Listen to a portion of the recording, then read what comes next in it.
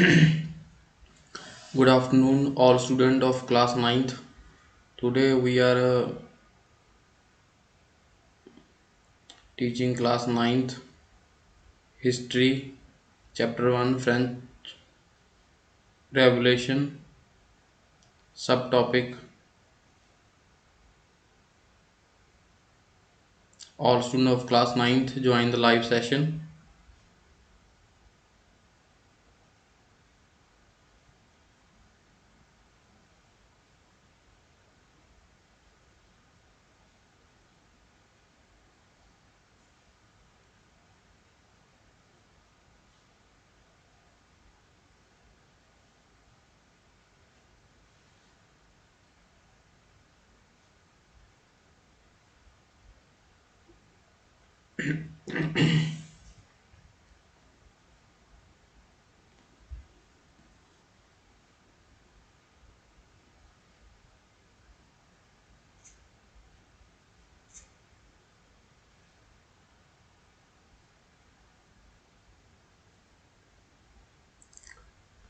2:35 p.m. we will start our main chapter content. New subtopic. All student 2:35 join the live class. Only 6 students watching. Many students have taken admission in the ninth class. All join the live session.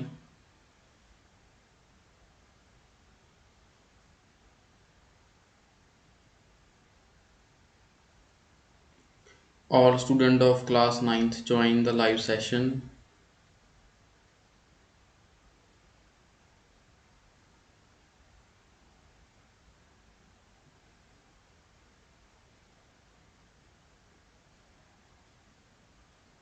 Okay, let's we start.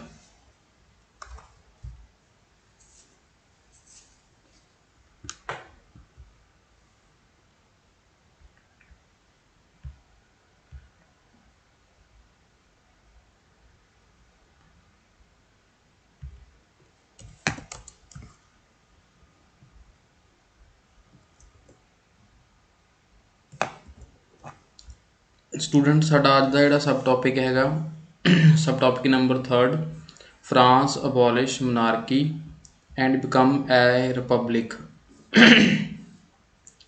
France ने abolish करने का मतलब होंदा सी abolish का meaning find करना।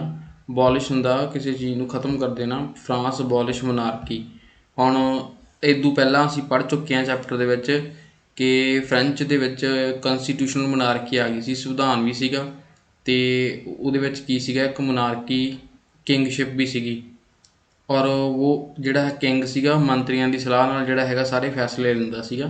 ते आपां कल जिहड़ा हैगा प्रोसीजर सारा पढ़िया हैगा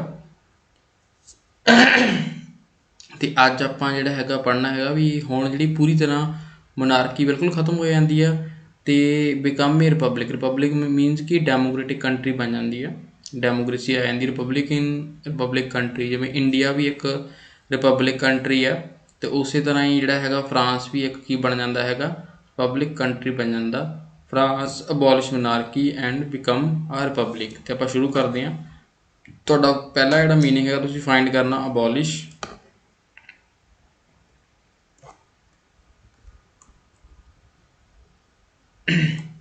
This situation of France continued to be tense during the following years।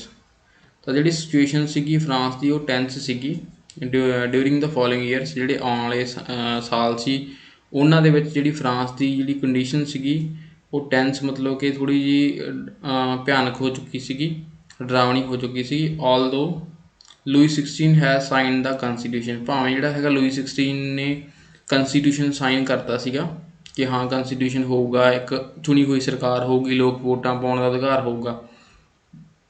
पर की हुंदा ही इंटरड इनटू सीक्रेट नैगोशिएशन ते ओह की करदे आ एंटर कर जांदा जिहड़ा किंग हुंदा ओह एक सीक्रेट समझौता कर लैंदा, गुप्त समझौता with the king of Prussia. किहड़े किंग नाल? King of Prussia. ये समझौता क्यों करदा? ਉਹਨੂੰ ਕਿਤੇ ਨਾ ਕਿਤੇ ਹਾਲੇ ਵੀ ਇਹ ਲੱਗਦਾ ਹੁੰਦਾ ਕਿ ਮੈਂ ਜਿਹੜਾ ਹੈਗਾ ਇਹਨਾਂ ਲੋਕਾਂ ਨੂੰ ਦਬਾ ਕੇ ਕਿਸੇ ਕਿੰਗ ਦੀ ਸਹਾਇਤਾ ਲੈ ਕੇ ਕੀ ਕਰੂੰਗਾ ਦੁਬਾਰਾ ਫਿਰ ਉੱਥੇ ਕੀ ਆ ਮੋਨਾਰਕੀ ਕਾਇਮ ਕਰੂੰਗਾ। मैं अपना राज कायम करूँगा, हमेशा मेरी ਚੱਲੂਗੀ। ਇਸ ਕਰਕੇ ਕੀ ਹੁੰਦਾ ਹੈਗਾ, ਉਹ ਇੱਕ ਕਿੰਗ ਨਾਲ ਸਮਝੌਤਾ ਕਰਦਾ, ਗੁਪਤ ਸਮਝੌਤਾ। Ruler of the neighbourhood countries, ਜਿਹੜੇ ਨਾਲ ਲੱਗਦੀਆਂ ਕੰਟਰੀਆਂ ਹੁੰਦੀਆਂ ਉਹਨਾਂ ਦੇ ਜਿਹੜੇ ਰੂਲਰ ਹੁੰਦੇ ਆ, ਟੂ were worried by the development in France and made plans to send troops to put down the event that had been taking place there since in the summer 1789। ਤਾਂ ਜਿਹੜੀਆਂ ਰੂਲਰ ਹੁੰਦੇ ਮਤਲਬ ਜਿਹੜੇ ਦੂਸਰੇ ਮਨਾਰਕ ਜਿਹੜੇ ਹੈਗੇ ਆ ਦੂਸਰੇ ਦੇਸ਼ਾਂ ਦੇ ਵਿੱਚ ਹੁੰਦੇ ਆ, ਨੇਬਰਹੁੱਡ ਕੰਟਰੀ ਨਾਲ ਦੀਆਂ ਕੰਟਰੀਆਂ ਦੇ ਵਿੱਚ, ਉਹ ਇਸ ਗੱਲ ਤੋਂ ਚਿੰਤਾ ਕਰ ਰਹੇ ਹੁੰਦੇ ਆ ਕਿ ਜਿਹੜੀ ਡਿਵੈਲਪਮੈਂਟ ਹੋਈ ਨਾ ਫਰਾਂਸ ਦੇ ਵਿੱਚ, ਉਹ ਕੀ ਕਰਦੇ ਹੁੰਦੇ ਡਿਵੈਲਪਮੈਂਟ ਫਰਾਂਸ, ਉਹਦੇ ਬਾਰੇ ਉਹ ਚਿੰਤਾ 'ਚ ਹੁੰਦੇ ਆ। ਉਹਨਾਂ ਨੂੰ ਇਹ ਹੁੰਦਾ ਵੀ ਜੇ ਫਰਾਂਸ ਦੇ ਵਿੱਚ ਮਨਾਰਕੀ ਖ਼ਤਮ ਹੋ ਗਏ, ਜਿਹੜੀ ਹੈਗੀ ਆ ਕੰਸਟੀਟਿਊਸ਼ਨਲ ਮਨਾਰਕੀ ਆ ਗਈ, ਤਾਂ ਇਹ ਚੀਜ਼ ਸਾਡੇ ਦੇਸ਼ ਦੇ ਵਿੱਚ ਵੀ ਹੋ ਸਕਦੀ ਆ। ਉਹ ਫਿਰ ਇੱਕ ਪਲਾਨ ਬਣਾਉਂਦੇ ਆ ਅਤੇ ਆਪਣੇ ਜਿਹੜੇ ਹੈਗੇ ਟਰੂਪਸ ਹੁੰਦੇ ਆ, ਫੌਜੀਆਂ ਦੇ ਜਿਹੜੇ ਹੁੰਦੇ ਆ ਦਸਤੇ ਹੁੰਦੇ ਆ, ਇਕੱਠੇ ਗਰੁੱਪ ਹੁੰਦਾ ਫੌਜੀਆਂ ਦਾ, ਬਹੁਤ ਸਾਰੇ ਜਿਹੜੇ ਹੈਗੇ ਗਰੁੱਪਾਂ ਨੂੰ ਟਰੂਪਸ ਬੋਲਦੇ ਆ। troops to put down the event that had been taking place in the since summer of 1789। ਤੇ 1789 ਤੱਕ ਜਿਹੜਾ ਸਮਰ ਜਿਹੜਾ ਉਹ ਈਵੈਂਟ ਹੋਇਆ ਸੀ, ਜਿਹਦੇ ਵਿੱਚ ਉਹਨਾਂ ਨੇ ਕਿੰਗ ਨੂੰ ਜਿਹੜਾ ਹੈਗਾ ਉਤਾਰਤਾ ਸੀਗਾ, ਤਾਂ ਕੰਸਟੀਟਿਊਸ਼ਨ ਮਨਾਰਕੀ ਲਿਆਂਦੀ ਸੀਗੀ। ਉਹਦੇ ਵਾਸਤੇ ਉਹ ਦੁਬਾਰਾ ਉਸ ਚੀਜ਼ ਨੂੰ ਕਿ ਕਿੰਗ ਦਾ ਰਾਜ ਹੀ ਆਵੇ, ਆਪਣੇ ਜਿਹੜੇ ਹੈਗੇ ਫੌਜੀ ਭੇਜ ਦਿੰਦੇ ਆ, ਫੌਜੀਆਂ ਦੇ ਬਹੁਤ ਸਾਰੇ ਜਿਹੜੇ ਹੈਗੇ ਗਰੁੱਪ ਭੇਜ ਦਿੰਦੇ ਆ। ਬਿਫੋਰ ਦਿਸ ਕੁਡ ਹੈਪਨ, ਇਹ ਤੋਂ ਪਹਿਲਾਂ ਕਿ ਕੁਛ ਵਾਪਰਦਾ, national assembly voted in April 1792 to declare war against Prussia and Austria. ਇੱਥੇ ਜਿਹੜਾ ਵਰਡ ਆ ਆਸਟ੍ਰੇਲੀਆ ਨਹੀਂ, ਆਸਟਰੀਆ ਹੈ, ਯੂਰਪ ਦੇ ਵਿੱਚ ਹੈਗਾ, ਪ੍ਰੂਸ਼ੀਆ ਅਤੇ ਆਸਟਰੀਆ। ਹੁਣ ਜਿਹੜੇ ਪਰਸ਼ੀਆ ਹੈਗਾ ਇਹ ਹੈਗੀ ਆ ਜਰਮਨੀ ਦੀ ਜਿਹੜੀ ਕੈਪੀਟਲ ਆ, ਐਂਡ ਆਸਟਰੀਆ ਇੱਕ ਅਲੱਗ ਤੋਂ ਕੰਟਰੀ ਆ।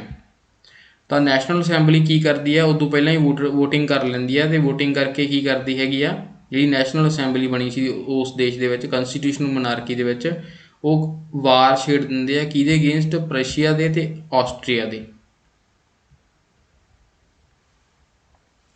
1000 of volunteer thronged from the provinces to join the army. ਅਤੇ ਬਹੁਤ ਸਾਰੇ ਹਜ਼ਾਰਾਂ ਦੀ ਗਿਣਤੀ ਦੇ ਵਿੱਚ ਜਿਹੜੇ ਹੈਗੇ ਆ ਪ੍ਰੋਵਿੰਸਿਸ ਦੇ ਵਿੱਚ ਜਿਹੜੇ ਹੁੰਦੇ ਆ ਨੌਜਵਾਨ ਹੁੰਦੇ ਆ, ਉਹਨਾਂ ਨੂੰ ਕੀ ਵਲੰਟੀਅਰ ਹੁੰਦੇ ਆ, ਉਹ ਆਰਮੀ ਜੁਆਇਨ ਕਰ ਲੈਂਦੇ ਆ। ਵਲੰਟੀਅਰ ਉਹ ਹੁੰਦੇ ਆ ਜਿਹੜੇ ਬਿਨਾਂ ਤਨਖਾਹ ਤੋਂ ਕੰਮ ਕਰਦੇ ਆ। ਇੱਥੇ ਵਲੰਟੀਅਰ ਤੁਸੀਂ ਫਾਈਂਡ ਵੀ ਕਰ ਲੈਣਾ, ਬਟ ਵਲੰਟੀਅਰ ਉਹ ਬੰਦੇ ਹੁੰਦੇ ਜਿਹੜੇ ਬਿਨਾਂ ਤਨਖਾਹ ਤੋਂ ਜਾਂ ਬਿਨਾਂ ਕਿਸੇ ਲਾਲਚ ਤੋਂ ਪੈਸੇ ਤੋਂ ਕੰਮ ਕਰਦੇ ਆ, ਉਹਨਾਂ ਨੂੰ ਵਲੰਟੀਅਰ ਬੋਲਦੇ ਆ ਆਪਾਂ। ਤਾਂ ਉਹ ਕੀ ਕਰਦੇ ਹੈਗੇ ਆ, ਉਹ ਜੁਆਇਨ ਆਰਮੀ ਕਰ ਲੈਂਦੇ ਆ, ਕਿਉਂਕਿ ਉਹ ਸਮਝਦੇ ਹੁੰਦੇ ਆ ਕਿ ਇਹ ਜੇ ਪ੍ਰਸ਼ੀਆ ਅਤੇ ਆਸਟਰੀਆ ਫਿਰ ਇਕੱਠੇ ਹੋ ਕੇ ਇਹਨੂੰ ਸਹਾਇਤਾ ਕਰਨਗੇ ਸਾਡੇ ਕਿੰਗ ਨੂੰ, ਤਾਂ ਫਿਰ ਦੁਬਾਰਾ ਤੋਂ ਮਨਾਰਕੀ ਆ ਜਾਊਗੀ। They saw this as a war of the people, ਉਹ ਦੇਖਦੇ ਆ ਕਿ ਲੋਕਾਂ ਦੀ ਵਾਰ ਆ, ਉਹ ਸਮਝਦੇ ਆ ਕਿ ਇਹ ਆਮ ਲੋਕਾਂ ਦੀ ਜਿਹੜੀ ਹੈਗੀ ਹੈ ਜੰਗ ਹੈ ਅਗੇਂਸਟ ਕਿੰਗ ਦੇ against and aristocracies all over the Europe. ਅਤੇ ਯੂਰਪ ਵਿੱਚ ਜਿੱਥੇ ਵੀ ਅਰਿਸਟੋਕ੍ਰੇਸੀ ਹੈ, ਮਤਲਬ ਕਿ ਤਾਨਾਸ਼ਾਹ ਰਾਜ ਹੈਗਾ, ਸੌਰੀ ਡਿਕਟੇਟਰ ਨਹੀਂ, ਅਰਿਸਟੋਕ੍ਰੇਸੀ ਮਤਲਬ ਕਿ ਅਮੀਰ ਬੰਦਿਆਂ ਦਾ ਅਤੇ ਕਿੰਗ ਦਾ ਰਾਜ ਹੈਗਾ, ਉਹ ਸਾਰਿਆਂ ਦੇ ਵਿਰੁੱਧ ਸਾਡੀ ਇੱਕ ਜੰਗ ਆ। ਅਮੰਗ ਆਫ ਦਾ ਪੈਟਰੋਟਿਕ ਸੌਂਗ ਦੇ ਸੈਂਗ ਵਾਜ਼ ਮਾਰਜ਼ਲੇ। ਤਾਂ ਉਹਨਾਂ ਦੇ ਵਿੱਚ ਇੱਕ ਗਾਣਾ ਗਾਇਆ ਜਾਂਦਾ ਸੀ ਜਿਹਦਾ ਨਾਮ ਸੀਗਾ ਮਾਰਜ਼ਲੇ, ਉਹ ਸੌਂਗ ਦਾ ਨਾਮ ਆ। ਇਹਨੂੰ ਬਣਾਇਆ ਕਿਹਨੇ ਹੈਗਾ, composed by the poet Roger de Lisle. ਤਾਂ ਇਹਨੂੰ ਬਣਾਉਣ ਵਾਲਾ ਜਿਹੜਾ ਜਿਹਨੇ ਕੰਪੋਜ਼ ਕੀਤਾ ਇਸ ਗਾਣੇ ਨੂੰ, ਉਹਦਾ ਨਾਮ ਹੈਗਾ ਰੋਜਰ ਡੀ ਲਿਜ਼ਲੇ।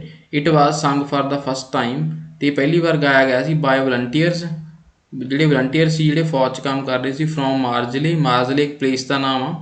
ਐਜ਼ ਦੇ ਮਾਰਚ ਇਨਟੂ ਪੈਰਿਸ, ਅਤੇ ਜਦੋਂ ਉਹ ਪੈਰਿਸ ਦੇ ਵਿੱਚ ਮਾਰਚ ਕਰ ਰਹੇ ਸੀਗੇ, ਉਸ ਜਗ੍ਹਾ 'ਤੇ ਇਹਨਾਂ ਨੇ ਗਾਣਾ ਗਾਇਆ ਮਾਰਜ਼ਲੇ, ਤਾਂ ਉਹਦਾ ਨਾਮ ਵੀ ਮਾਰਜ਼ਲੇ ਰੱਖ ਦਿੱਤਾ ਗਿਆ। And they march into Paris and so got its name, ਅਤੇ ਇਹਦਾ ਨਾਮ ਵੀ ਐਂ ਬਣਿਆ ਹੈਗਾ ਉਸ ਜਗ੍ਹਾ ਦੇ ਨਾਮ ਦੇ ਉੱਪਰ। The Marseillaise is now the national anthem of France, ਅਤੇ ਅੱਜ ਕੱਲ੍ਹ ਵੀ ਜਿਹੜਾ ਹੈਗਾ ਫਰਾਂਸ ਦਾ ਜਿਹੜਾ ਨੈਸ਼ਨਲ ਐਂਥਮ ਆ ਉਹ ਹੈਗਾ ਮਾਰਜ਼ਲੇ, ਉਹ ਹੁਣ ਤੱਕ ਚੱਲਿਆ ਆ ਰਿਹਾ। 21ਵੀਂ ਸਦੀ ਦੇ ਵਿੱਚ ਵੀ ਜਿਹੜਾ ਹੈਗਾ ਫਰਾਂਸ ਦਾ ਜਿਹੜਾ ਹੈਗਾ ਨੈਸ਼ਨਲ ਐਂਥਮ ਆ ਉਹ ਮਾਰਜ਼ਲੇ ਆ। The revolutionary was brought losses and economic difficulties to the people. ਜਿਹੜੇ ਹੁਣ ਰੈਵੋਲੂਸ਼ਨਰੀ ਕਰ ਰਹੇ ਸੀਗੇ ਬੰਦੇ, ਉਹਨਾਂ ਨੇ ਫਿਰ ਉਹਦੇ ਨਾਲ ਕੀ ਹੋਇਆ, ਦੇਸ਼ ਦੇ ਵਿੱਚ ਲੋਸਿਸ ਹੋਏ, ਇਕਨੋਮਿਕ ਡਿਫੀਕਲਟੀਜ਼ ਆਈਆਂ। While the men were away fighting at the front, women were left to the cope with the task of earning a living and looking after their families. ਹੁਣ ਕੀ ਕੰਮ ਕਰ ਰਹੇ ਸੀ ਜਦੋਂ ਕਿ ਬੰਦੇ ਜਿਹੜੇ ਸੀਗੇ ਉਹ ਫਰੰਟ 'ਤੇ ਲੜ ਰਹੇ ਸੀਗੇ, ਦੁਸ਼ਮਣਾਂ ਨਾਲ। ਜਿਹੜੀਆਂ ਉਹਨਾਂ ਦੀਆਂ ਘਰ ਵਾਲੀਆਂ ਸੀਗੀਆਂ, ਵੂਮਨ ਸੀਗੀਆਂ, ਘਰਾਂ ਦੀਆਂ ਔਰਤਾਂ, ਉਹ ਕੀ ਕਰ ਰਹੀਆਂ ਸੀਗੀਆਂ, left the Covid task of earning, ਉਹ ਜਿਹੜੀਆਂ ਦੁਕਾਨਾਂ ਦੇ ਉੱਪਰ ਕੰਮ ਕਰਨਾ ਜਾਂ ਲਿਵਿੰਗ ਜਿਹਦੇ ਨਾਲ ਉਹ ਕੁਛ ਨਾ ਕੁਛ ਰੋਜੀ ਰੋਟੀ ਕਮਾ ਸਕਣ, ਉਹ ਕੰਮ ਕਰ ਰਹੀਆਂ ਸੀ। ਐਂਡ ਲੁਕਿੰਗ ਆਫਟਰ ਦੀਅਰ ਫੈਮਿਲੀ, ਅਤੇ ਆਪਣੀ ਫੈਮਿਲੀ ਦੀ ਦੇਖਭਾਲ ਕਰ ਰਹੀਆਂ ਸੀ। ਇਸ ਤਰ੍ਹਾਂ ਮਤਲਬ ਉਹਨਾਂ ਨੇ ਬਹੁਤ ਮਿਲ ਕੇ ਕੰਮ ਕੀਤਾ। Large section of population were convinced that revolutionary had to be carried further as the constitution of 91 gave political rights only the richer section of society। ਤੇ ਉਹ ਕਹਿੰਦੇ ਕਿ ਜਿਹੜੀ ਹੈਗੀ ਆ ਲਾਰਜ ਸੈਕਸ਼ਨ ਆਫ ਪਾਪੂਲੇਸ਼ਨ ਉਹ ਕਨਵਿੰਸ ਹੋ ਗਿਆ ਸੀ revolution had to be carried further, ਆਪਾਂ ਅੱਗੇ ਜਾਰੀ ਰੱਖਣੀ ਹੈ ਜੰਗ, ਕਿਉਂਕਿ ਜਿਹੜਾ ਕੰਸਟੀਟਿਊਸ਼ਨ 1791 ਦਾ ਸੀਗਾ ਉਹਨੇ ਸਿਰਫ ਜਿਹੜੇ ਰਾਈਟ ਦਿੱਤੇ ਸੀ, ਪੋਲੀਟੀਕਲ ਰਾਈਟ, ਉਹ ਸਿਰਫ ਅਮੀਰ ਬੰਦਿਆਂ ਨੂੰ ਦਿੱਤੇ ਸੀਗੇ ਕਿ ਜਿਨ੍ਹਾਂ ਕੋਲ ਜਿਹੜੇ ਟੈਕਸ ਭਰਦੇ ਆ ਉਹੀ ਜਿਹੜਾ ਹੈਗਾ 3 ਦਿਨਾਂ ਦੇ ਲੇਬਰ ਦੇ ਬਰਾਬਰ ਟੈਕਸ ਭਰਦੇ ਆ, ਉਹੀ ਸਿਰਫ ਜਿਹੜਾ ਹੈਗਾ ਵੋਟ ਪਾਉਣ ਦਾ ਅਧਿਕਾਰ ਸੀਗਾ ਉਹਨਾਂ ਨੂੰ। ਮਤਲਬ ਕਿ ਜਿਹੜੇ ਥੋੜ੍ਹੇ ਅਮੀਰ ਸੁਸਾਇਟੀ ਦੇ ਬੰਦੇ ਸੀ ਉਹਨਾਂ ਨੂੰ ਹੀ ਵੋਟ ਪਾਉਣ ਦਾ ਪੋਲੀਟੀਕਲ ਰਾਈਟ ਸੀਗਾ। ਫਿਰ political clubs become an important rallying point for people who wish to discuss government policies and plan their own form of action. ਤਾਂ ਫਿਰ ਉੱਥੇ ਗਰੁੱਪ ਬਣ ਗਏ, ਪੋਲੀਟੀਕਲ ਕਲੱਬ ਬਣ ਗਏ ਉਹ ਫਰਾਂਸ ਦੇ ਵਿੱਚ, ਜਿਨ੍ਹਾਂ ਦਾ ਇੰਪੋਰਟੈਂਟ ਰਿਲਾਇੰਗ ਪੁਆਇੰਟ ਫਾਰ ਪੀਪਲ, ਲੋਕਾਂ ਦੀ ਬਹੁਤ ਜਿਹੜਾ ਹੈਗਾ ਭਰੋਸੇਯੋਗ ਇੱਕ ਪੁਆਇੰਟ ਸੀਗਾ ਜਿੱਥੇ ਉਹ ਜਾ ਕੇ ਕੀ ਡਿਸਕਸ ਕਰਦੇ ਸੀ ਗੌਰਮੈਂਟ ਪੋਲਿਸੀਜ਼, ਕਿ ਗੌਰਮੈਂਟ ਲਈ ਅਸੀਂ ਹੁਣ ਕੀ ਕਰਨਾ ਚਾਹੀਦਾ ਜਾਂ ਕਿਵੇਂ ਕਰਨਾ ਚਾਹੀਦਾ। Plan their own form of action, ਅਤੇ ਉਹ ਆਪਣੇ ਫਿਰ ਉਹ ਕੰਮ ਨਿਰਧਾਰਿਤ ਕਰਦੇ ਸੀ ਵੀ ਅੱਗੇ ਉਹਨਾਂ ਨੇ ਕੀ ਕੰਮ ਕਰਨਾ। The most successful of these clubs was that of the Jacobin. ਉਹਨਾਂ ਵਿੱਚੋਂ ਸਭ ਤੋਂ ਜ਼ਿਆਦਾ ਜਿਹੜਾ ਇੰਪੋਰਟੈਂਟ ਜ਼ਿਆਦਾ ਮਸ਼ਹੂਰ ਜਿਹੜਾ ਹੈਗਾ ਕਲੱਬ ਹੋਇਆ ਸੀ ਉਹਦਾ ਨਾਮ ਸੀ ਜੈਕਬਨਸ, which got its name from the former convent of Saint Jacobin in Paris। ਤੇ ਇੱਕ ਵਿਅਕਤੀ ਦਾ ਨਾਮ ਸੀ ਜਿਹਦਾ ਨਾਮ ਸੀ convent of Saint Jacobin in Paris. Paris ਦੇ ਵਿੱਚ ਇੱਕ ਪਰਸਨ ਦਾ ਨਾਮ ਸੀ ਜਿਹਦੇ ਨਾਮ ਤੋਂ ਉਹਦਾ ਗਰੁੱਪ ਦਾ ਨਾਮ ਪਿਆ। Woman too who had been active throughout this period, ਅਤੇ ਬਹੁਤ ਸਾਰੀਆਂ ਵੂਮਨ ਵੀ ਇਸ ਪੀਰੀਅਡ ਦੇ ਦੌਰਾਨ ਜਦੋਂ ਇਹ ਵਾਰ ਛਿੜ ਗਈ ਸੀਗੀ ਅਤੇ ਬਹੁਤ ਸਾਰੀਆਂ ਵੂਮਨ ਐਕਟਿਵ ਸੀਗੀਆਂ। ਫੋਰਮ ਦੇਅਰ ਓਨ ਕਲੱਬ, ਉਹਨਾਂ ਨੇ ਫਿਰ ਆਪਣੇ ਕੀ ਹੈਗੇ ਆ ਓਨ ਕਲੱਬ ਬਣਾ ਲਏ ਵੂਮਨ ਦੇ, ਔਰਤਾਂ ਦੇ ਅਲੱਗ ਤੋਂ ਕਲੱਬ ਬਣ ਗਏ। Section 4 of this chapter will tell you more about there activities and demands.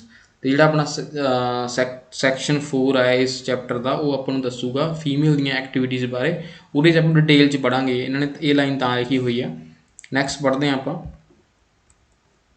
ਇਹਦੇ ਵਿੱਚੋਂ ਰਿਲਾਇੰਗ ਵਰਡ ਤੁਸੀਂ ਫਾਈਂਡ ਕਰਕੇ ਲੈ ਕੇ ਆਉਣਾ।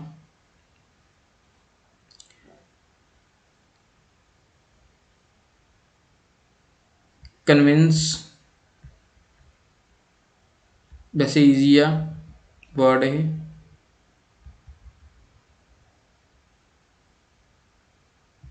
ਕਨਵੈਂਟ ਵਰਡ ਤੁਸੀਂ ਫਾਈਂਡ ਕਰਨਾ, ਵੈਸੇ ਦਿੱਤਾ ਹੋਊਗਾ ਕਨਵੈਂਟ।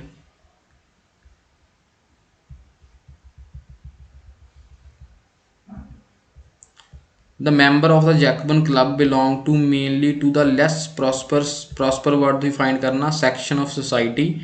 ਬਹੁਤ ਜਿਹੜਾ ਹੈਗਾ ਜਿਨ੍ਹਾਂ ਦੀ ਜ਼ਿਆਦਾ ਕੋਈ ਵੈਲਿਊ ਨਹੀਂ ਹੁੰਦੀ ਸੁਸਾਇਟੀ ਦੇ ਵਿੱਚ, ਜਿਹੜੇ ਗਰੀਬ ਬੰਦੇ ਹੁੰਦੇ ਆ ਉਹਨਾਂ ਨਾਲ ਜਿਹੜੇ ਸੰਬੰਧ ਰੱਖਦੇ ਸੀ ਜ਼ਿਆਦਾਤਰ ਜਿਹੜੇ ਦ ਮੈਂਬਰ ਆਫ ਜੈਕਬਨ ਕਲੱਬ। ਦੇ ਇਨਕਲੂਡ ਸਮਾਲ ਸ਼ੋਪਕੀਪਰ, ਉਹਨਾਂ 'ਚ ਜਿਹੜੇ ਆਮ ਲੋਕ ਸੀਗੇ ਸਮਾਲ ਸ਼ੋਪਕੀਪਰ ਉਹ ਸੀਗੇ। ਆਰਟੀਜ਼ਨ ਸੀਗੇ ਸੱਚ ਐਜ਼ ਏ ਸ਼ੂ ਮੇਕਰ, ਜਿਹੜੇ ਸ਼ੂ ਬਣਾਉਂਦੇ ਸੀ। ਪੇਸਟਰੀ ਕੁਕਸ ਕਰਦੇ ਸੀਗੇ। ਵਾਚ ਮੇਕਰਸ, ਪ੍ਰਿੰਟਰਸ ਜਿਹੜੇ ਕੋਈ ਅਖਬਾਰ ਵਗੈਰਾ ਪ੍ਰਿੰਟ ਕਰਦੇ ਸੀਗੇ।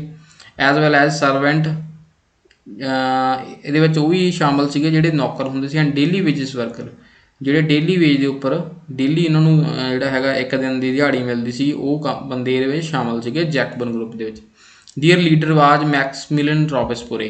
ਤੁਹਾਨੂੰ ਕੋਈ ਵੀ ਕੁਐਸਚਨ ਪੁੱਛ ਲਿਆ ਜਾਂਦਾ ਕਿ ਜੈਕਬਨ ਗਰੁੱਪ ਦੇ ਲੀਡਰ ਦਾ ਨਾਮ ਦੱਸੋ, ਤਾਂ ਤੁਸੀਂ ਉਹ 'ਚ ਲਿਖ ਸਕਦੇ ਹੋ ਮੈਕਸਮਿਲਨ ਰੋਬੇਸਪੁਰੇ ਦਾ ਨਾਮ ਆ। A large group among Jacobin decide to start wearing long striped trousers similar to those worn by dock workers। Dock worker ਹੁੰਦੇ ਆ ਜਿਹੜੇ ਸ਼ਿਪ ਦੇ ਵਿੱਚ ਕੰਮ ਕਰਦੇ ਆ, ਉਹਨਾਂ ਵਾਂਗੂ ਨਾ ਜੈਕਬਨ ਗਰੁੱਪ ਦੇ ਜਿਹੜੇ ਵੀ ਜਿੰਨੇ ਵੀ ਮੈਂਬਰ ਸੀ ਉਹਨਾਂ ਨੇ ਸਟ੍ਰਿਪਸ ਟਰਾਊਜ਼ਰਸ ਪਹਿਨਣੇ ਸ਼ੁਰੂ ਕਰਤੇ ਸੀਗੇ ਡੌਕ ਵਰਕਰ ਦੇ ਵਾਂਗੂ। ਇਹ ਪਿਕਚਰ ਦੇ ਵਿੱਚ ਤੁਸੀਂ ਦੇਖ ਵੀ ਸਕਦੇ ਹੋ, ਤੁਹਾਡੇ ਸਾਹਮਣੇ ਪਿਕਚਰ ਦਿੱਤੀ ਹੋਈ ਹੈ। ਇਹਨਾਂ ਨੇ ਇਸ ਤਰ੍ਹਾਂ ਪਹਿਨਣੇ ਸ਼ੁਰੂ ਕਰਤੇ ਸੀਗੇ। this was set themselves apart from the fashionable section of society।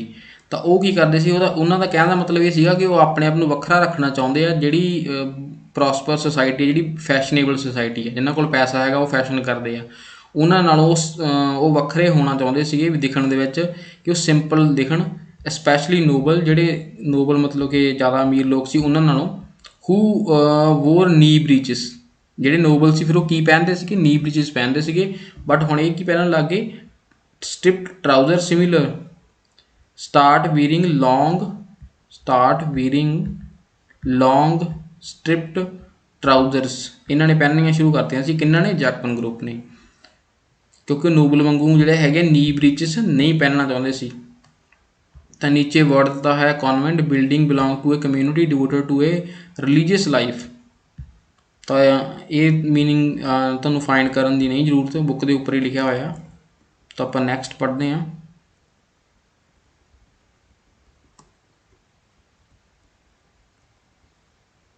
ਕਿਉਂਕਿ ਨੋਬਲ ਦੇਖੋ ਇਸ ਤਰ੍ਹਾਂ ਦੇ ਕੱਪੜੇ ਪਹਿਨਦੇ ਸੀਗੇ, ਤੁਹਾਡੇ ਸਾਹਮਣੇ ਇੱਕ ਪਿਕਚਰ ਦਿੱਤੀ ਹੋਈ ਆ।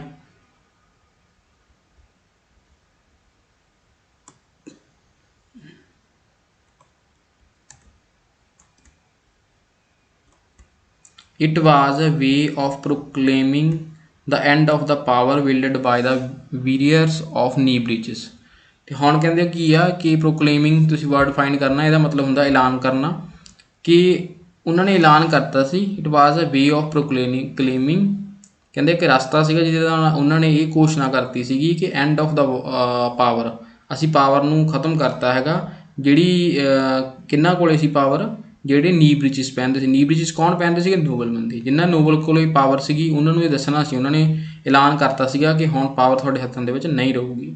ਦ ਜੈਕਬਨ ਕੇਮ ਟੂ ਬੀ, ਉਹ ਐਜ਼ ਏ ਸਿੰਬਲ ਯੂਜ਼ ਕਰਦੇ ਸੀਗੇ, ਸਿੰਬੋਲਿਕ ਤੌਰ 'ਤੇ ਉਹ ਜਾਣ ਕੇ ਉਹਨਾਂ ਨੂੰ ਵੱਖਰੇ ਦੇਖਣ ਵਾਸਤੇ ਉਹ ਕੀ ਕਰਦੇ ਸੀਗੇ, ਲੌਂਗ ਟਰਾਊਜ਼ਰਸ ਪਹਿਨਦੇ ਸੀਗੇ। These Jacobin came to be known as the sans culottes, ਉਹਨਾਂ ਦੀ ਫਰੈਂਚ ਲੈਂਗੁਏਜ ਵਿੱਚ ਨਾ ਉਹਨੂੰ ਕਿਹਾ ਜਾਂਦਾ ਸੀ ਸੈਂਸ ਕਲੌਟਸ, ਜੈਕਬਨ ਨੂੰ, ਲਿਟਰਲੀ ਮੀਨਿੰਗ ਦੋਜ਼ ਵਿਦਾਊਟ ਨੀ ਬ੍ਰੀਚਿਸ। ਅਤੇ ਜੇ ਆਪਾਂ ਇਹਦਾ ਲਿਟਰਲੀ ਮੀਨਿੰਗ ਦੇਖੀਏ ਤਾਂ ਇਹ ਆਪਾਂ ਕਹਿੰਦੇ ਹਾਂ ਕਿ ਦੋਜ਼, ਉਹ ਬੰਦੇ ਜੈਕਬਨ ਗਰੁੱਪ ਦੇ ਮੈਂਬਰ ਕੌਣ ਸੀਗੇ, ਦੋਜ਼ ਹੂ ਵਿਦਾਊਟ ਨੀ ਬ੍ਰੀਚਿਸ, ਜਿਨ੍ਹਾਂ ਨੇ ਨੀ ਬ੍ਰੀਚਿਸ ਨਹੀਂ ਪਹਿਨੀਆਂ ਹੋਈਆਂ ਸੀ। Sense ਕਲੌਟਸ means man were in addition the red cap, ਇਹਨਾਂ ਦੇ ਵਿੱਚ ਇੱਕ ਹੋਰ ਵੀ ਸੀਗੇ ਸੈਂਸ ਕਲੌਟ, ਜਿਹੜੇ ਮੈਨ ਸੀਗੇ ਜੈਕਬਨ ਗਰੁੱਪ ਦੇ ਮੈਂਬਰ, ਮਤਲਬ ਕਿ ਉਹ ਕੀ ਪਹਿਨਦੇ ਸੀ, ਰੈੱਡ ਕੈਪ ਵੀ ਪਹਿਨਦੇ ਸੀਗੇ।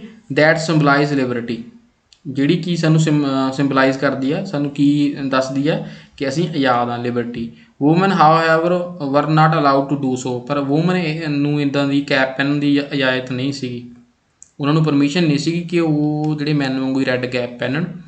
ਫਿਰ ਕੀ ਹੁੰਦਾ ਹੈਗਾ, in December of 1792 the Jacobin planned an insurrection of a large number of Parisian who were angered by the short supply of high price of food. ਅਤੇ 79 ਦੇ ਵਿੱਚ ਕੀ ਹੁੰਦਾ ਹੈ ਕਿ ਜੈਕਬਨ ਗਰੁੱਪ ਇੱਕ ਪਲਾਨ ਕਰਦੇ ਆ ਵੀ ਆਪਾਂ ਹਮਲਾ ਕਰਨਾ ਨੰਬਰ ਆਫ ਪਰਸ਼ੀਅਨਸ, ਉਹਨਾਂ ਉੱਤੇ ਜਿਨ੍ਹਾਂ ਨੇ ਜਿਹੜੀ ਹੈਗੀ ਆ ਸ਼ਾਰਟ ਸਪਲਾਈਜ਼ ਨੂੰ ਹੋਰਡਡ ਕਰ ਰੱਖਿਆ, ਸਟੋਰ ਕਰ ਰੱਖਿਆ, and high prizes of food, ਮਤਲਬ ਕਿ ਉਹਨਾਂ ਨੇ ਜਿਹੜਾ ਫੂਡ ਗ੍ਰੇਨਸ ਆ ਉਹਨਾਂ ਨੂੰ ਸਟੋਰ ਕਰ ਰੱਖਿਆ। ਅਤੇ ਇਸੇ ਕਰਕੇ ਕੀ ਹੋਊਗੀ, ਦੇਸ਼ ਦੇ ਵਿੱਚ short supply and high price of food ਦੇ ਪ੍ਰਾਈਜ਼ ਬਹੁਤ ਵੱਧ ਗਏ ਸੀਗੇ। ਫਿਰ ਉਹ ਕੀ ਕਰਦੇ ਆ, on the morning of August 10 they storm the palace of Tuileries, ਉਹਨਾਂ ਨੇ ਫਿਰ ਕੀ ਕਰਤਾ, 10 ਅਗਸਤ ਨੂੰ ਉਹਨਾਂ ਨੇ ਹਮਲਾ ਕਰਤਾ ਤੁਲਿਸਰ ਪੈਲਸ ਦੇ ਉੱਪਰ। ਮਾਸਕੇਡ ਦਾ ਕਿੰਗ ਗਾਰਡ, ਅਤੇ ਕਿੰਗ ਦੇ ਜਿਹੜੇ ਗਾਰਡ ਸੀਗੇ ਉਹਦਾ ਮਾਸਕੇਡ ਕਰਤਾ। ਮਾਸਕੇਡ ਕਹਿੰਦਾ ਵੱਡੀ ਗਿਣਤੀ ਵਿੱਚ ਕਤਲੇਆਮ ਕਰਨਾ, ਉਹਨੂੰ ਮਾਸਕੇਡ ਬੋਲਦੇ ਆ। ਤੁਸੀਂ ਵਰਡ ਫਾਈਂਡ ਕਰਨਾ, ਇੱਕ ਤੁਸੀਂ ਵਰਡ ਫਾਈਂਡ ਕਰਨਾ ਸਟੋਮਡ, ਇੰਸਰੈਕਸ਼ਨ ਵਰਡ ਤੁਸੀਂ ਫਾਈਂਡ ਕਰਨਾ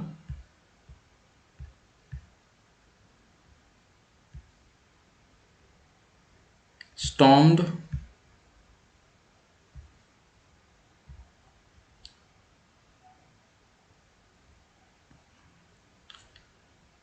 masked the king guard and held the king himself as a hostage for civil war। ਤਾਂ ਉਹਨਾਂ ਨੇ ਫਿਰ ਕੀ ਹੈਗਾ, ਕਿੰਗ ਨੂੰ ਵੀ ਬੰਦੀ ਬਣਾ ਲਿਆ, ਹੌਸਟੇਜ ਹੁੰਦਾ ਆਪਣੇ ਕੋਲੇ ਬੰਦੀ ਬਣਾ ਲੈਣਾ ਕਿਸੇ ਨੂੰ, ਫਾਰ ਸਿਵਲ ਰਾਜ, ਬਹੁਤ ਲੰਬੇ ਟਾਈਮ ਤੱਕ, ਬਹੁਤ ਲੰਬੇ ਘੰਟਿਆਂ ਤੱਕ। Later the assembly voted to imprison the royal family, ਅਤੇ ਫਿਰ ਬਾਅਦ ਵਿੱਚ ਕੀ ਹੋਇਆ, ਅਸੈਂਬਲੀ ਨੇ ਵੋਟ ਕੀਤੀ ਕਿ ਜਿਹੜੀ ਰਾਇਲ ਫੈਮਿਲੀ ਆ ਉਹਨੂੰ ਇੰਪ੍ਰੀਜ਼ਨ ਕਰ ਦਿਓ, ਜੇਲ੍ਹ ਦੇ ਵਿੱਚ ਕਰ ਦਿਓ। ਇਲੈਕਸ਼ਨ ਵਰ ਹੈਲਡ, ਦੁਬਾਰਾ ਇਲੈਕਸ਼ਨ ਹੋਏ। From now on all men of 20 year, ਹੁਣ ਜਿਨ੍ਹਾਂ ਦੀ ਏਜ 20 ਈਅਰ ਸੀ ਐਂਡ ਅਬਵ, ਉਦੋਂ ਵੱਧ regardless of wealth got their right to vote. ਹੁਣ ਇੱਥੇ ਇਹਨਾਂ ਨੇ ਜਦੋਂ ਦੁਬਾਰਾ ਇਲੈਕਸ਼ਨ ਹੋਏ ਜਿਹੜੇ ਮੈਨ ਜਿਨ੍ਹਾਂ ਦੀ 21 ਸਾਲ ਤੋਂ ਵੱਧ ਉਮਰ ਸੀ ਜਾਂ 21 ਸਾਲ ਸੀ ਉਹਨਾਂ ਨੂੰ ਜਿਹੜਾ ਹੈਗਾ ਵੋਟ ਦਾ ਅਧਿਕਾਰ ਦਿੱਤਾ ਗਿਆ। ਇਹ ਨਹੀਂ ਦੇਖਿਆ ਗਿਆ ਕਿ ਉਹ ਟੈਕਸ ਭਰਦਾ ਜਾਂ ਨਹੀਂ ਭਰਦਾ। ਜੇ ਉਹਦੀ ਏਜ 21 ਹੈਗੀ ਉਹ ਜਿਹੜਾ ਹੈਗਾ ਵੋਟ ਦੇ ਪਾ ਸਕਦਾ ਜਾਂ ਦੇ ਸਕਦਾ। ਦ ਨਿਊਲੀ ਇਲੈਕਟਡ ਅਸੈਂਬਲੀ ਵਾਸ ਕਾਲਡ ਦਾ ਕਨਵੈਨਸ਼ਨ। ਤੇ ਜਿਹੜੀ ਨਵੀਂ ਇਲੈਕਟ ਕੀਤੀ ਅਸੈਂਬਲੀ ਸੀ ਉਹਨੂੰ ਕਹਿੰਦੇ ਸੀ ਕਨਵੈਨਸ਼ਨ। ਹੁਣ ਨਵਾਂ ਨਾਮ ਦਿੱਤਾ, ਦੇਖੋ ਪਹਿਲਾਂ ਸੀਗਾ ਨੈਸ਼ਨਲ ਅਸੈਂਬਲੀ, ਹੁਣ ਨਵੀਂ ਇਲੈਕਟਡ ਅਸੈਂਬਲੀ ਦਾ ਨਾਮ ਦਿੱਤਾ, ਇਹਨੂੰ ਕਹਿ ਦਿੱਤਾ ਗਿਆ convention. On 21 September 1792 it abolished the monarchy and declare France a republic। ਤੇ 21 ਸਤੰਬਰ ਨੂੰ ਕੀ ਹੁੰਦਾ ਹੈਗਾ, ਮਨਾਰਕੀ ਨੂੰ ਅਬੋਲਿਸ਼ ਕਰ ਦਿੰਦੇ ਆ 1792 ਦੇ ਵਿੱਚ। ਮਨਾਰਕੀ ਮਤਲਬ ਕਿੰਗਸ਼ਿਪ ਨੂੰ ਬਿਲਕੁਲ ਖਤਮ ਕਰ ਦਿੰਦੇ ਆ। And declare France as republic, ਤੇ ਫਰਾਂਸ ਨੂੰ ਰਿਪਬਲਿਕ ਬਿਲਕੁਲ ਫ੍ਰੀ ਦੇਸ਼ ਆਜ਼ਾਦ ਘੋਸ਼ਿਤ ਕਰ ਦਿੰਦੇ ਆ ਕਿ ਹੁਣ ਕਿਸੇ ਕਿੰਗ ਦਾ ਰਾਜ ਨਹੀਂ ਹੋਊਗਾ। As you know, a republic is a form of government where the people elect the government including the head of the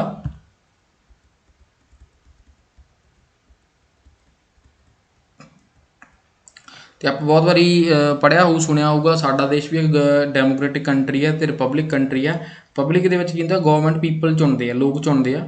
government including the head ਵੀ ਜਿਹੜੇ ਹੈਗੇ ਲੋਕ ਚੁਣਦੇ ਆ, ਕਿੱਦਾਂ ਦਾ ਸਾਡਾ ਹੈੱਡ ਹੋਊਗਾ, ਕੌਣ ਹੋਊਗਾ। Government the head of the government there is no hereditary monarchy. ਤੇ ਆਪਾਂ ਜੋ ਨੈਕਸਟ ਪੜ੍ਹਦੇ ਹਾਂ ਉਹਦੇ ਵਿੱਚ ਕਹਿੰਦੇ ਹੈਰੀਡੇਟਰੀ ਵਰਡ ਵੀ ਤੁਸੀਂ ਫਾਈਂਡ ਕਰਨਾ ਕਿ ਪਿਤਾ ਪੁਰਖੀ ਕੋਈ ਵੀ ਮਨਾਰਕੀ ਨਹੀਂ ਹੁੰਦੀ ਕਿ ਇੱਕ ਜਿਹੜਾ ਹੈਗਾ ਕੋਈ PM ਆ, PM ਦਾ ਮੁੰਡਾ ਵੀ PM ਹੋਊਗਾ, ਇਸ ਤਰ੍ਹਾਂ ਨਹੀਂ ਹੁੰਦਾ ਗਾ। ਉਹਦੇ ਵਿੱਚ ਵੋਟਾਂ ਪੈਂਦੀਆਂ ਔਰ ਵੋਟਾਂ ਪਾ ਕੇ ਜਿਹੜਾ ਹੈਗਾ ਕੋਈ ਵੀ ਜਿਹੜਾ ਸਾਡਾ ਰੂਲਰ ਆ ਉਹ ਚੁਣਿਆ ਜਾਂਦਾ। ਸਾਡੇ ਦੇਸ਼ ਵਿੱਚ ਅਸੀਂ ਪ੍ਰਧਾਨ ਮੰਤਰੀ ਨੂੰ ਚੁਣਦੇ ਹਾਂ, ਤਾਂ ਉਸੇ ਤਰ੍ਹਾਂ ਹੀ ਉੱਥੇ ਹੁਣ ਕੀ ਆ, ਰਿਪਬਲਿਕ ਗਵਰਨਮੈਂਟ ਹੋਊਗੀ। You can try and find out some other countries that are republic and investigate when and how they become so। ਤੁਸੀਂ ਇਨਵੈਸਟੀਗੇਟ ਕਰ ਸਕਦੇ ਆ, ਐਗਜ਼ਾਮਪਲ ਦਿੱਤੀ ਆ ਕਿ ਤੁਸੀਂ ਫਾਈਂਡ ਕਰਨਾ ਸੱਚਮੁੱਚ ਦੇ ਵਿੱਚ ਤੁਹਾਡਾ ਇਹ ਵਰਕ ਆ। ਤੁਸੀਂ ਨੋਟਬੁੱਕ ਉੱਪਰ ਨੋਟ ਕਰੋਗੇ ਕਿਹੜੀਆਂ ਕਿਹੜੀਆਂ ਡੈਮੋਕ੍ਰੇਟਿਕ ਕੰਟਰੀਆਂ ਹੋਰ ਹੈਗੀਆਂ। You can try find about sum other countries, ਹੋਰ ਕਿਹੜੀਆਂ ਕਿਹੜੀਆਂ ਕੰਟਰੀਆਂ ਜਿਹੜੀਆਂ ਹੈਗੀਆਂ ਰਿਪਬਲਿਕ ਗਵਰਨਮੈਂਟ ਆ। ਤੁਸੀਂ ਆਪਣੇ ਸਰਾਊਂਡਿੰਗ ਦੇਖਣਾ ਹੈਗਾ ਜਿਹੜੀਆਂ ਰਿਪਬਲਿਕ ਕੰਟਰੀਆਂ ਹੈਗੀਆਂ ਉਹਨਾਂ ਦੇ ਨਾਮ ਤੁਸੀਂ 3 ਲਿਖਣੇ ਆ। 3 ਜਿਹੜੇ ਹੈਗੇ ਆ ਤੁਸੀਂ ਲਿਖਣੇ ਆ ਨੇਮ, ਜਿਹੜੀਆਂ ਰਿਪਬਲਿਕ ਗਵਰਨਮੈਂਟ ਆ, ਡੈਮੋਕ੍ਰੇਟਿਕ ਗਵਰਨਮੈਂਟ ਆ। ਫਿਰ ਅੱਗੇ ਨੈਕਸਟ ਆਪਾਂ ਪੜ੍ਹਦੇ ਕੀ ਹੁੰਦਾ ਕਿ Louis 16 was sentenced to death by court on the charge of treason. ਹੁਣ ਟ੍ਰੀਜ਼ਨ ਵਰਡ ਦਾ ਵੀ ਤੁਸੀਂ ਜਿਹੜਾ ਹੈਗਾ ਮੀਨਿੰਗ ਫਾਈਂਡ ਕਰਕੇ ਲੈ ਕੇ ਆਉਣਾ, ਕਿਉਂਕਿ ਇੱਥੇ ਬਹੁਤ ਡਿਫੀਕਲਟ ਮੀਨਿੰਗ ਲਿਖਿਆ ਹੋਇਆ। Betrayal of one country's government.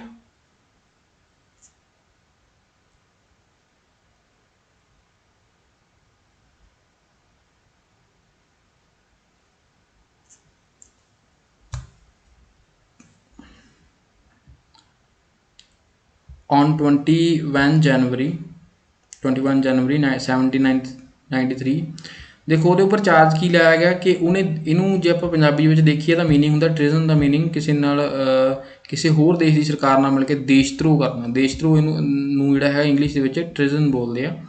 On 21 January 1793 he was executed publicly. ਉਹਨੂੰ ਉਹਦੇ ਉੱਪਰ ਮੁਕੱਦਮਾ ਚਲਾਇਆ ਗਿਆ। ਐਗਜ਼ੀਕਿਊਟ ਕਰਨਾ ਹੁੰਦਾ ਮੁਕੱਦਮਾ ਚਲਾਉਣਾ, ਪਬਲਿਕਲੀ ਲੋਕਾਂ ਦੇ ਵਿੱਚ ਖੜਾ ਕਰਕੇ। ਐਟ ਦਾ ਪਲੇਸ, ਉੱਥੇ ਇੱਕ ਜਗ੍ਹਾ ਦਾ ਨਾਮ ਸੀਗਾ de la Concorde. The queen Marie Antoinette meet with the same fate shortly after. ਤੋਂ ਬਾਅਦ ਵਿੱਚ ਜਿਹੜੀ ਜਿੱਥੋਂ ਰਾਜੇ ਨੂੰ ਲੱਭਿਆ ਗਿਆ ਸੀਗਾ ਉੱਥੇ ਕਿਊਨ ਜਿਹੜੀ ਉਹਦੀ ਰਾਣੀ ਸੀਗੀ ਜਿਹਦਾ ਨਾਮ ਸੀ ਮੈਰੀ ਐਂਟੋਨੀ, ਉਹ ਵੀ ਉੱਥੇ ਮਿਲ ਗਈ ਬਾਏ ਲੱਕ। ਉਹ ਸ਼ਾਰਟਲੀ ਆਫਟਰ ਉੱਥੇ ਮਿਲ ਗਈ। ਤਾਂ ਇੱਥੇ ਆਪਾਂ ਅੱਜ ਦਾ ਜਿਹੜਾ ਆਪਣਾ ਸਬ ਟੋਪਿਕ ਆ ਖ਼ਤਮ ਕਰਦੇ ਹਾਂ। ਜਿੰਨੇ ਤੁਹਾਨੂੰ ਵਰਡ ਕਹੇ ਗਏ ਆ ਚੈਪਟਰ ਡੇਲੀ ਤੁਸੀਂ ਸਟੂਡੈਂਟ ਪੜ੍ਹ ਲਿਆ ਕਰੋ ਤਾਂ ਕਿ ਤੁਹਾਨੂੰ ਸਮਝ ਲੱਗਦਾ ਰਹੇ। ਜੇ ਕੋਈ ਪ੍ਰੋਬਲਮ ਆਉਂਦੀ ਹੈ ਤੁਸੀਂ ਚੈਟ ਬਾਕਸ ਦੇ ਵਿੱਚ ਤੁਸੀਂ ਕੋਈ ਵੀ ਕਮੈਂਟ ਕਰਕੇ ਆਸਕ ਕਰ ਸਕਦੇ ਹੋ। ਕਈ ਸਟੂਡੈਂਟ ਜਿਹੜੇ ਨਵੇਂ ਜੁਆਇਨ ਕੀਤੇ ਆ ਉਹਨਾਂ ਨੇ ਕੱਲ੍ਹ ਮੈਸੇਜ ਕੀਤਾ ਸੀਗਾ ਕਿ ਸਰ ਅਸੀਂ ਨਿਊ ਆ ਐਂਡ ਫਸਟ ਐਂਡ ਸੈਕਿੰਡ ਜਿਹੜੇ ਹੈਗੇ ਆ 2 ਪਾਰਟ ਆ ਉਹਨਾਂ ਦੀ ਵੀਡੀਓਜ਼ ਨਹੀਂ ਸਾਨੂੰ ਮਿਲ ਰਹੀਆਂ। ਤਾਂ ਉਸ ਟਾਈਮ 'ਤੇ ਮੈਂ ਜ਼ੂਮ ਐਪ ਨਾਲ ਕਲਾਸ ਲਾਈ ਸੀਗੀ ਅਤੇ ਉਹ ਵੀਡੀਓ ਵੀ ਬਣਾ ਦਿੱਤੀਆਂ ਜਾਣਗੀਆਂ। ਅਤੇ ਜਿੰਨਾ ਕੰਮ ਤੁਹਾਨੂੰ ਤੁਸੀਂ ਵੀਡੀਓ ਦੇਖੀਆਂ ਇਹ ਤੁਸੀਂ ਆਪਣਾ ਕੰਪਲੀਟ ਕਰ ਲਓ।